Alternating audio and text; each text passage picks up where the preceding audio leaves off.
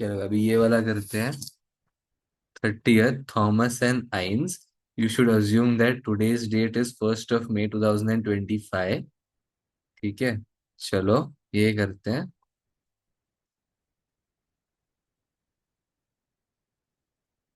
1st of May 2025, ए का explain with supporting calculations the difference in the total amount of tax payable by Thomas for the year for tax year 25-26 as a result of the profit on sales of sports memorabilia being treated as trading income rather than chargeable gains. State two reasons why HMRC might deem that Thomas is trading for tax year 25-26 rather than carrying out capital transactions.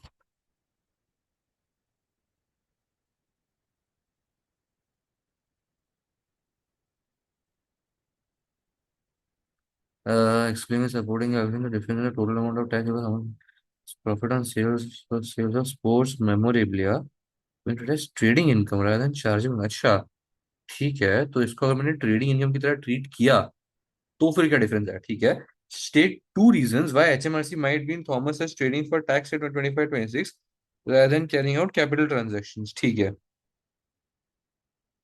आ जाते हैं, जरा जरा थोड़ा सा check करते हैं पहले ये। मैंने नॉर्मल इनकम टैक्स कॉम्पिटिशन दिया है क्या पहले, तो वो चेक करना पड़ेगा ना। ठीक है, Thomas is UK resident and domiciled, uses capital gains tax annual exempt amount every year। ठीक है, receives dividend of 500 every year। Thomas's sale of sports memorabilia. Thomas started selling items of sports memorabilia from his collection during the tax year 24-25।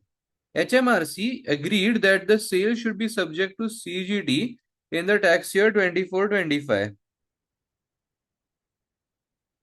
Okay, in April 25, Thomas started purchasing and selling more items of sports memorabilia. Most of the items have been owned for around 2 weeks before being sold. Some of the items Thomas purchased were in a poor state of repair, so he has been restoring them before। अच्छा भाई साहब, ये तो proper trade business ही कर रहा है।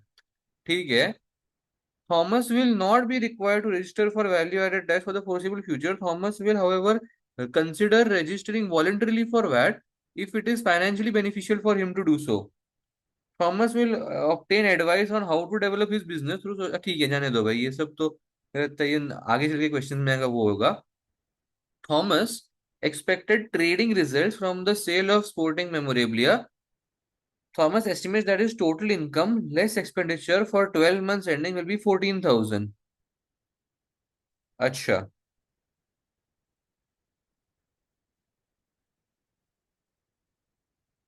each item of sport of each item of memorabilia is purchased and sold for no more than 1,000। तो मतलब है कि ये सीजीटी के अंदर नहीं आ सकता, बिकॉज ये सारे का सारा क्या मतलब वो एग्जेम्प्ट हो जाता है, because it is purchase and sold for less than 6,000 amount.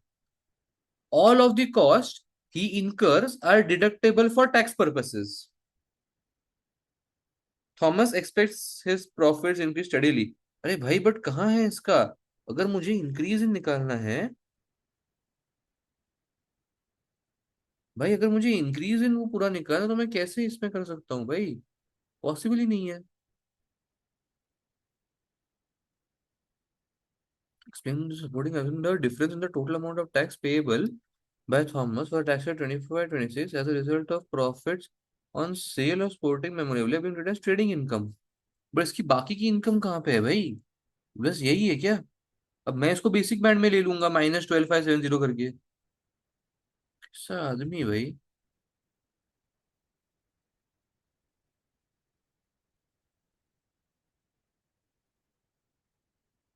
कैसा आदमी भाई। कौन सा क्वेश्चन है ये? 30th Thomas. ठीक है, आ जाओ करते हैं फिर अभी ये।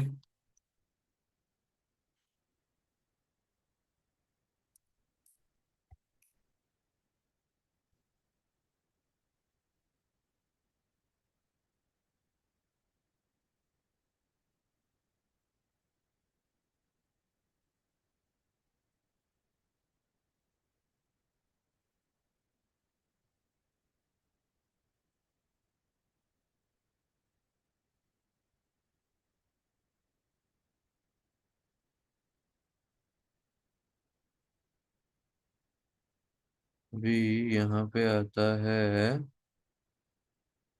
Next trading income.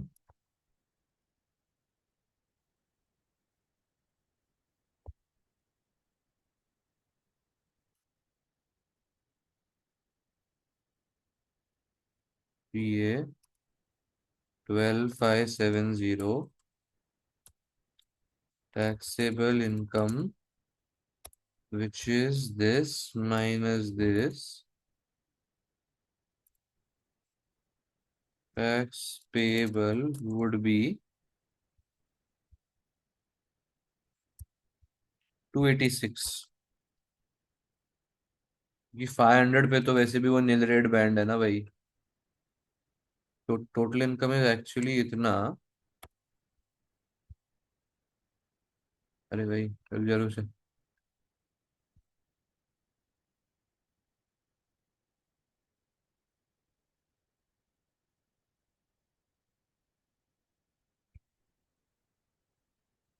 023770।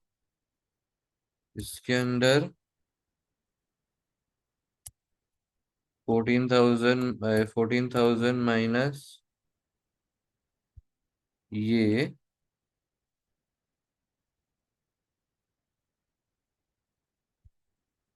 500 का NSI dividend nil rate band. पूरा प्रेजेंटेशन दिखाना पड़ेगा, इसके लिए कर रहा हूँ अपना तो। आंसर तो पहले अटेम्प्ट में आ चुका था।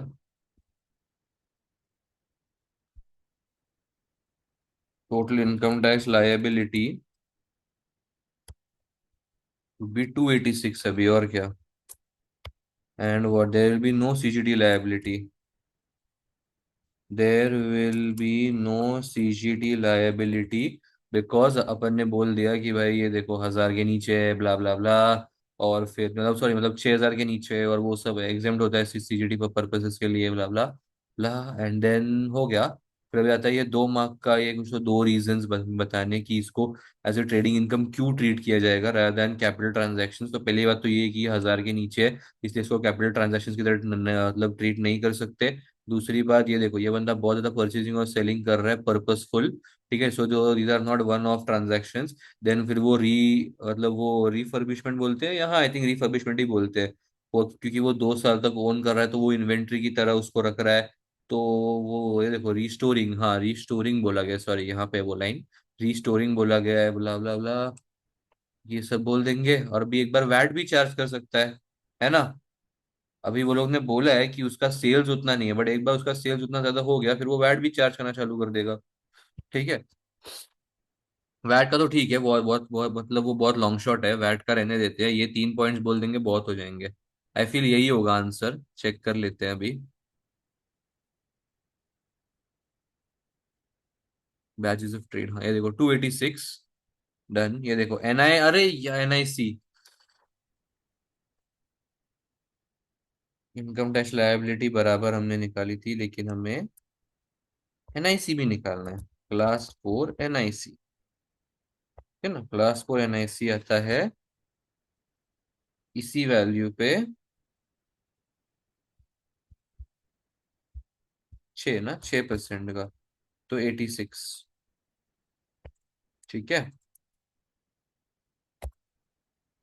तो ये हमने बराबर निकाली थी।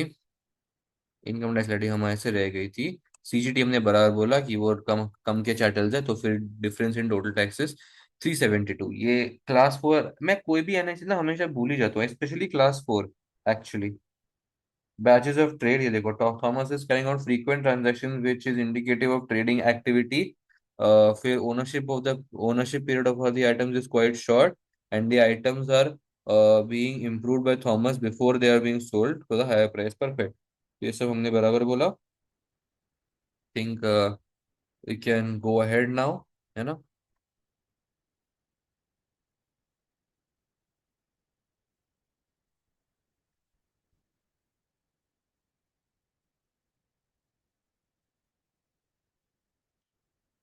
B का first one, explain 2 matters which Thomas should consider in deciding whether or not it will be financially beneficial to voluntary register for VAT. तो ये तो अपन पहले से ही बता देंगे कि yes, voluntary registration is always beneficial, लेकिन सबसे पहले बताएंगे कि an individual needs to register for VAT when his taxable supplies are more than 90,000. However, certain individuals can also register for VAT voluntarily.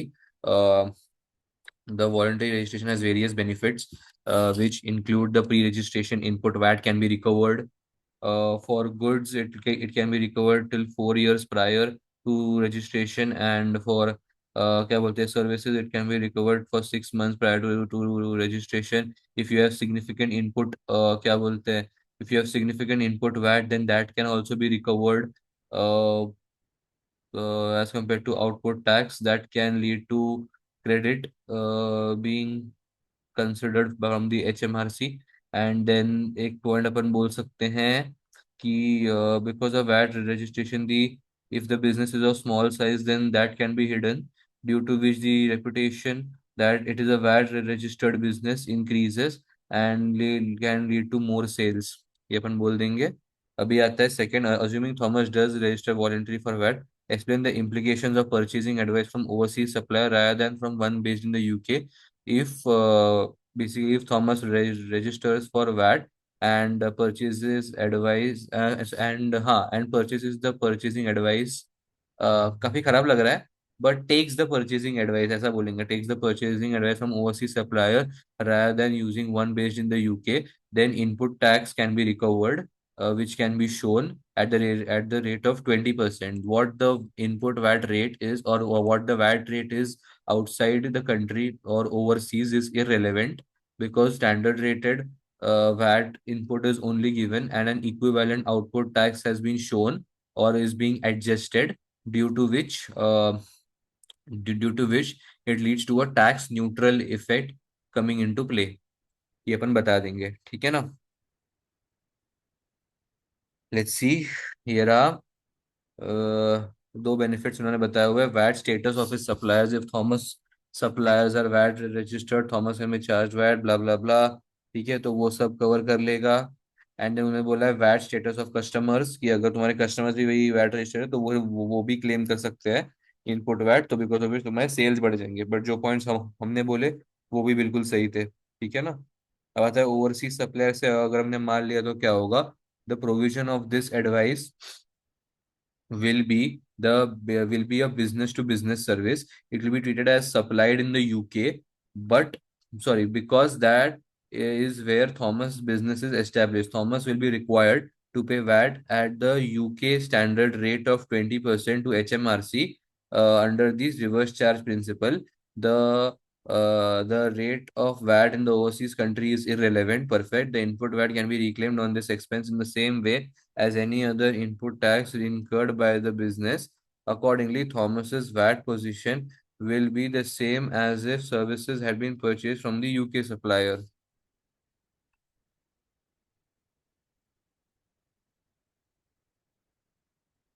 चलो भाई, explain the tax implications for INES of her intended sale of Triveria Limited shares on 1st of June 2025. Calculate her after-tax proceeds from the sale. हमें करना है calculate her after tax proceeds from the sale और implications of sale, ठीक है? चलो भाई, Hines is a UK resident and domiciled as a higher rate taxpayer, has made slash will make no disposal for CGT purposes other than as were described below. तो sold a painting for 1,96,000, gave rise to a gain of 86,000, ठीक है? So let's write this down. C part, sale proceeds हमारे इतने थे, which gave rise to a gains of 86,000. Sale proceeds is 1,96,000. This minus, sorry games already दिए हुए हैं, sorry मैं क्या कर रहा था भाई। भाई मैं बहुत ज्यादा, मैं क्या बोलते हैं, मैकेनिकल और ऐसा ये हो गया हूँ भाई। गेम्स ऑलरेडी दिए हुए हैं, ठीक है। Ian's acquisition of shares in Triveria, Ian's subscribed, okay, pounds 72,000 for 20,000 shares in Triveria Limited on 8th of October 2022. These shares are qualifying enterprise investment scheme. O EIS shares है ये. ठीक है, तो मैंने 72,000 डाले हैं. Wait, we have invested 72,000 in the EIS shares. So thus a tax credit for the 30% will be given. तो कितना होता है अभी? 72,000 का 30%, 21,600. चलो ठीक है.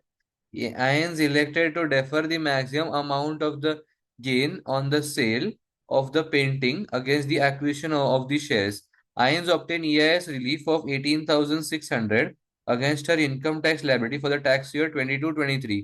ठीक है. INES intends to sell the shares in Triveria for 95,000 on 1st of June 25. If undertaken, the sales would qualify for BADR. Okay. देखो मैं पता है क्या बोल रहा हूँ. Once we have qualified for EIS shares, it is compulsory that the holding period of the EIS shares should be fulfilled so that the gains can be claimed as exempt from CGT purposes or IST purposes, income tax purposes.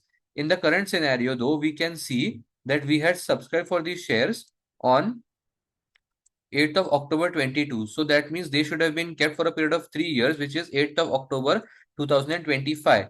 But INS intends to sell off these shares on 1st of June 2025, which is before October 25. बराबर है. तो therefore it will give rise. So sorry. So therefore whatever relief was given prior to this will now be withdrawn. बराबर है. तो अब एक minute, ये जो मैं निकाला है ये जाने ही दो, क्योंकि उन्होंने वो नहीं निकाला. उन्होंने हमको रिलीफ का अमाउंट ऑलरेडी दिया हुआ है कि भाई मैंने इतना इनकम टैक्स रिलीफ विड्रॉ. तो अभी सो नाउ, तो जो भी मैंने थियरी लिखा है ना वो मैंने मैं पूरा वर्कशीट में लिखूंगा. ठीक है. So now we need to calculate we need to calculate the amount of IT relief that will be withdrawn.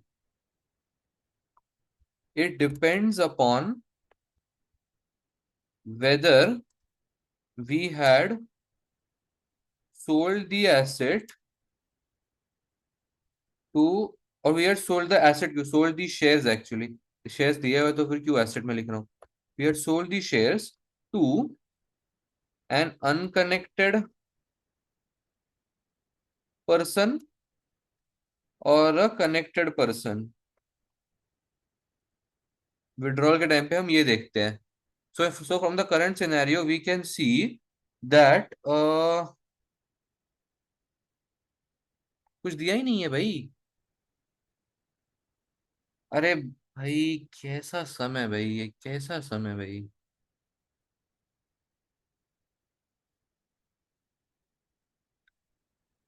As nothing has been mentioned, we can assume that the shares were sold to an unconnected person. ये अपन लिखेंगे. So the relief will be withdrawn on the lower of 18,600, which was the previous relief given. ठीक है ना, इतना हमको पहले relief दिया हुआ था. And 30% of the sale proceeds, which is 95,000. Inner में से लोअर ऑफ, तो 18,600 का हमको रिलीफ अभी हमारा विड्रॉ किया जाएगा. ठीक है ना. अभी सब्सक्राइब हमने 72,000 के किए हुए थे. हमको आफ्टर टैक्स प्रोसीड्स निकालने हैं.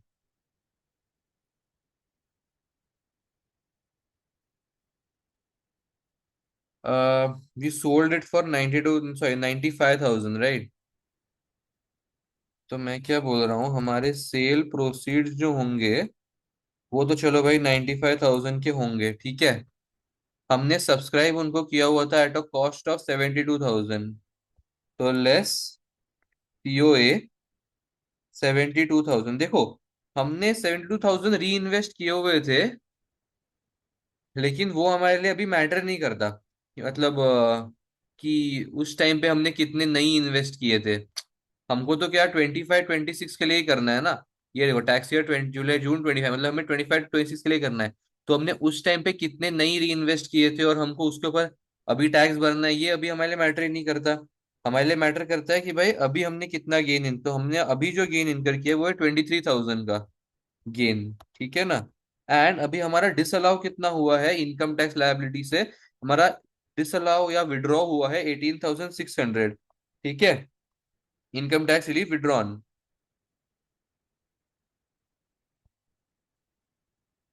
तो if taken the sale would qualify for BADR, तो अभी देखो इसके तो वो लोग खुद से बोल रहे कि भाई इसके ऊपर मैं बीडी मतलब बीएडीआर देने के लिए तैयार हूं। तो हमको इफ बीएडीआर गिवन, बीएडीआर गिवन, ये हो गया। और अभी इधर मेरा इनकम टैक्स रिलीफ विड्रॉ हो रहा है, इनकम टैक्स रिलीफ विड्रॉन। तो अभी उस टाइम पे मैं कौन सा टैक्स पेयर था? अगर मेरा इनकम टैक्स रिलीफ विड्रॉ हो रहा है in the tax year 22-23, what kind of a tax payer I was a, ये देखो हायर रेट टैक्स पे इन्होंने हमको दिया हुआ है ऊपर। तो अभी इतना मेरा रिलीफ विड्रॉ हो रहा है, बट एक्चुअली इतना मेरा रिलीफ पता है क्या, ईआईएस का जो रिलीफ है वो एक्चुअली मैं पहले नहीं माइनस करता ना, वो मैं बाद में माइनस करता हूँ। तो कर तो कायदे से एक्चुअली 18,600 का 600 पूरा टैक्स भरने को आना चाहिए, बट आई फील उन्होंने वैसा नहीं सोचा रहेगा। इन्होंने ऐसे ही किया रहेगा ये सम को। 9,740 एक बार चेक कर लेते हैं, बिकॉज मुझे लग रहा है कि यार हम लोग मतलब अगर रिलीफ ये वर्ड जो है ये हम इनकम टैक्स के बाद माइनस करते हैं, है ना। सो आई फील पूरा ही 18,600 आना चाहिए, यानी उन्होंने कुछ अलग किया है। इनकम टैक्स लाइबिलिटी 18,600 बराबर, हाँ बराबर, वही वही किया उन्होंने, जैसे मैंने बोला वैसे ही किया। इनकम टैक्स रिलीफ विड्रॉ हुआ 18, तो ये 18,600 का 600 विल बी टैक्सेबल, ठीक है ना। तो टोटल टैक्स पे तो इतना जा रहा है। एंड एक सेकेंड ना,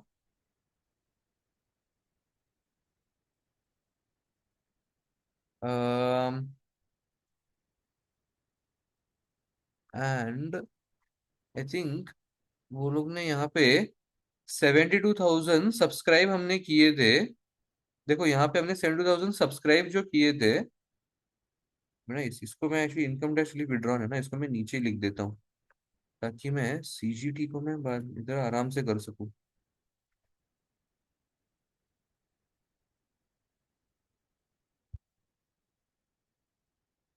टोटल टैक्स पेबल इन दी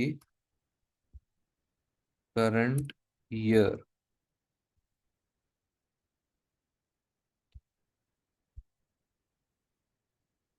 बताता हूँ यहाँ पे क्या आएगा।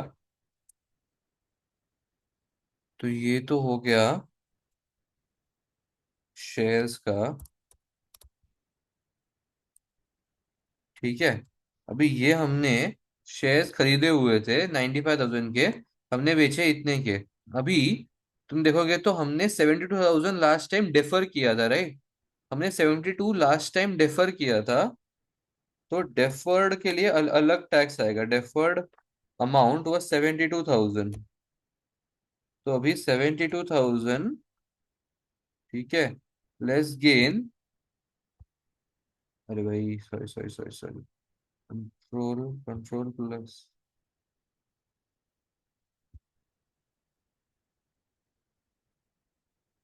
नहीं हो रहा है वो, जाए तो छोड़ो। तो मैं बेसिकली क्या करना चाहता था, मैं भी यहाँ पे बता देता हूँ। ये हमारे हो गए चार्जेबल गेन्स, ठीक है, लेस एईए। इन्होंने अभी यहाँ पे ऐसे किया हुआ है कि लेस यहाँ से तुम एईए करोगे 3,000 का, फिर तुमको टैक्सेबल गेन्स आएंगे, दिस माइनस दिस, और टैक्सेबल गेन्स इतना हमने पहले डेफर किया हुआ था, ये बैडर गिवन, और यहाँ पे CGT at the rate of 20% because वो हायर रेट टैक्स पेयर है, this into 0.2, 13,800। So this is how they have solved it, ठीक है। ये देख लो, टोटल सीजीटी लाइबिलिटी 16,100 की और 18,600 का इनकम टैक्स रिलीफ विड्रॉन, ऐसा हमें यहाँ पे कैलकुलेट करना है, ठीक है। क्योंकि क्या हो गया था, हमने अगर लास्ट टाइम 72,000 सब्सक्राइब किए हुए हैं, तो हमने वो 72,000 डिफर किए हुए होंगे, तो हमें उस चीज के ऊपर टैक्स भरना है। ठीक है ना। ये एक चीज है जो हमें लास्ट में आई याद। एंड क्या था, एक और लास्ट क्या था, हाँ, हमने 95,000 के सेल कर दिया था, और हमने यहाँ पे उसका कॉस्ट ऑफ एक्विजिशन लिया हुआ था। तो वो क्या, और उस चीज के ऊपर बैडर अवेलेबल था, so उन्होंने खुद ने दिया हुआ था, तो हमने वो वाला लास्ट में क्या कैलकुलेशन कर दिया। ठीक है ना। चलो।